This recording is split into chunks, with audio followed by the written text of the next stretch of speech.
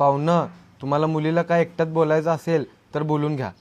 बरं झालं तुमच्या घरच्यांनी तुम्हाला आणि मला जाणून घेण्यासाठी थोडासा वेळ दिला. खरंच मी तुमच्या घरच्यांचा खूप आभारी आहे. माझी जास्त काही इच्छा नाही आहे.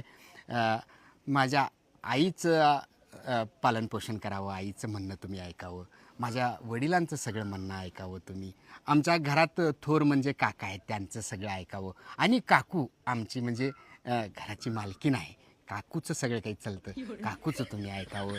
माझा एक लहान भाऊ आहे 9वीला, त्याचे बस कर तू कर तोंडाच्या. तुझ्याशी लग्न करायचं, अख्ख्या खानदानाशी लग्न नाही करायचंय. माझ्या घरच्यांना तुझ्या घरात आणून ठेवलं तर पोषशील का? रामेला मर तिकडेच. तुझ्याशी लग्न करण्यापेक्षा इकडं नाही तिकडं मार. वैताग आणलंय. रस्ता इकडून आहे हो, इथून कुठून रस्ता आहे? इकडून आहे, इकडून रस्ता आहे का हो?